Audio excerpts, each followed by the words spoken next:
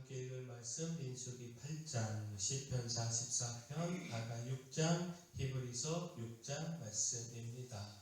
자, 오늘 말씀으로 함께 나눌 주제는 사랑입니다. 하나님께서 우리를 사랑하십니다.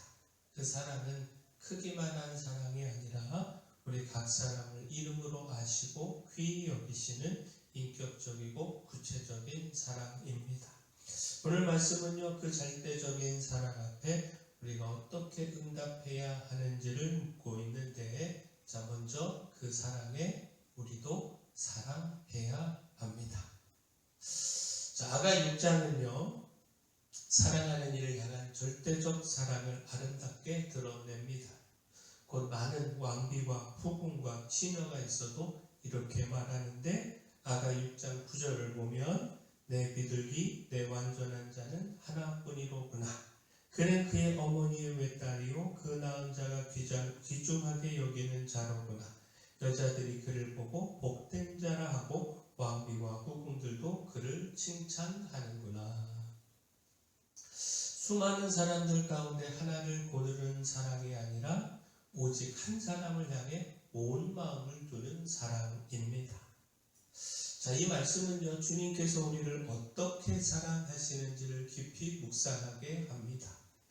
주님은 우리를 수많은 사람 중 하나로 대하지 않으십니다.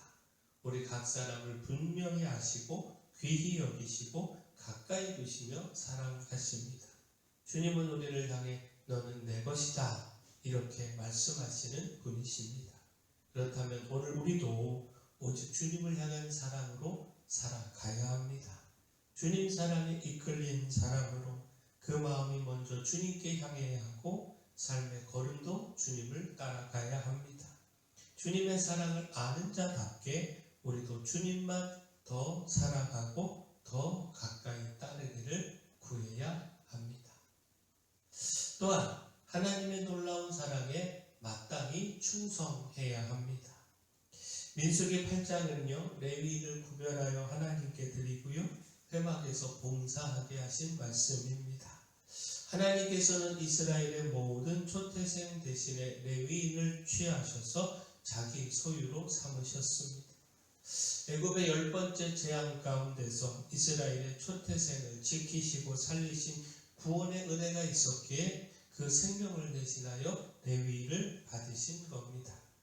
민수기 8장 16절 말씀 보면 그들은 이스라엘 자손 중에서 내게 온전히 드림받은 자라. 이스라엘 자손 중 모든 초태생 곧 모든 처음 태어난 자 대신 내가 그들을 취하였나니.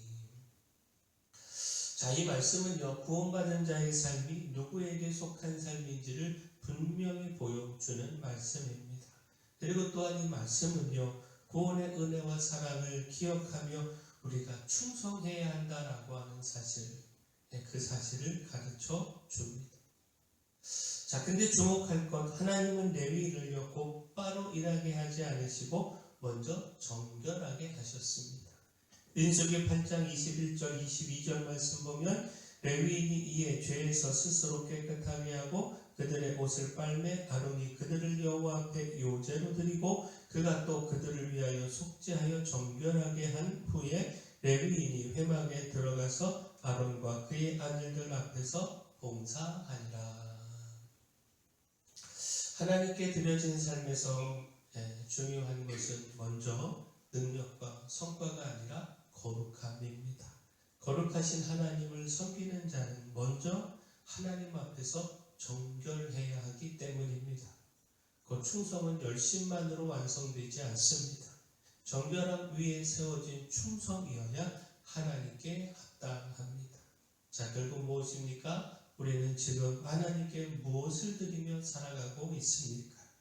구원받은 생명을 가지고도 여전히 내 뜻과 내 만족을 위하여 살아가고 있다면 그것은 하나님께 온전히 드려진 삶이 아닙니다. 우리는 그 사랑에 마땅히 충성해야 합니다. 그러므로 날마다 죄를 씻고 마음을 살피고 주님 오늘도 주의 것으로 살게 하여 주옵소서 이렇게 고백해야 합니다. 또한 하나님의 사랑에 변함없는 믿음을 보여야 합니다. 그 믿음의 삶이 마땅한 삶입니다. 시편 44편은요 고난 자손이 큰 수치와 고난 가운데서 드린 기도입니다. 그들은 먼저 조상에게 베푸신 하나님의 구원을 기억합니다. 땅을 얻게 된 것도, 원수를 이기게 된 것도, 번성하게 된 것도 조상들의 힘이 아니라 하나님의 오른손과 팔과 얼굴빛 때문이었다라고 고백을 합니다. 그런데 지금 그들은요 그 은혜의 반대편에 서 있는 것처럼 보입니다. 조롱과 능욕을 당하고 열방 가운데 흩어지고 사방의 그늘 아래 놓인 현실을 통과하고 있습니다. 자, 그럼에도 그들은 하나님을 버리지 않았습니다. 시편 44편 17절 18절 말씀 보면 이 모든 일이 우리에게 임하였으나 우리가 주를 잊지 아니하며 주의 언약을 어기지 아니하였나이다. 우리의 마음은 위축되지 아니하고 우리의 걸음도 주의 길을 떠나지 아니하였으나. 현실은 무너졌지만 믿음은 무너지지 않았습니다. 형편은 흔들렸지만 마음은 하나님에게서 떠나지 않았습니다. 자, 결국 무엇입니까? 우리는요 고난이 오면 쉽게 사랑을 의심하고 응답이 늦어지면 믿음을 내려놓고 싶어집니다. 그러나 하나님의 사랑은 형편에 따라서 사라지지 않습니다. 그러므로 고난 중에도 하나님을 잊지 않고 답이 보이지 않아도 주님의 길을 떠나지 않으며 끝까지 주의 구원을 기다리는 믿음을 가져야 합니다. 이 믿음이 주님의 그 놀라운 사랑에 마땅한 태도입니다. 자, 마지막 하나님 사랑에 마땅히 인내해야 합니다. 히브리서 6장은요 믿음의 길을 끝까지 걸어가야 할 것을 권면합니다. 히브리서 6장 11절 12절 말씀 보면 우리가 간절히 원하는 것은 너희 각 사람이 동일한 부지런함을 나타내어 끝까지 소망의 풍성함에 이르러 게으르지 아니하고 믿음과 오래 참음으로 말미암아 약속들을 기업으로 받는 자들을 본받는 자 되게 하려는 것이니라. 자, 약속은요 믿음과 오래 참음으로 받는 것입니다. 믿음은 처음의 열심만이 아니라 끝까지 이어지는 인내를 요구합니다. 곧 히브리서가 경고하는 것은요 단순한 나태함이 아닙니다. 믿음의 길이 힘들다고 해서 포기하고 약속이 더디다고 해서 손을 놓아버리는 태도입니다. 그러나 우리가 받은 구원은 너무나도 크고요 그 구원을 위해 흘리신 그 그리스도의 피는 너무나도 귀합니다. 그러므로 중간에 낙심하여 주저앉는 것은 단순히 의지가 약한 문제가 아니라 그 사랑의 무게를 가볍게 여기는 것이 될 수가 있습니다. 하나님은 우리를 잠시 뜨겁게 사랑하셨다가 버려두시는 분이 아니라 끝까지 붙드시고 약속으로 이끄시는 분이십니다. 그러므로 우리도 그 사랑을 기억하며 끝까지 인내해야 합니다. 자, 결국 무엇입니까? 기도가 더디게 응답되고 죄와의 싸움이 길어지고 믿음의 길이 버겁게 느껴질 때가 있습니다. 그러나 바로 그 자리에서 필요한 것은 새로운 길을 찾는 것이 아니라 이미 주신 약속을 다시 붙드는 일입니다. 우리는 게으름 대신에 부지런함을, 조급함 대신에 오래 참음을, 낙심 대신에 소망을 택해야 합니다. 끝까지 믿음의 길을 걸으며 인내하는 것이 그 사랑에 마땅한 우리의 삶의 모습입니다. 자, 주님께서 우리를 향해 베푸신 절대적 사랑 앞에 우리도 마땅히 사랑으로 응답해야 합니다.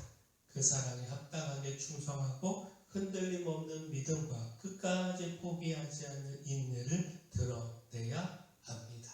바라긴 우리가 주님의 사랑 앞에 이렇게 살아가기를 소원합니다. 사랑의 주 하나님, 하나님의 절대적인 사랑을 늘 기억하며 정결한 삶으로 하나님께 충성하기를 소망합니다.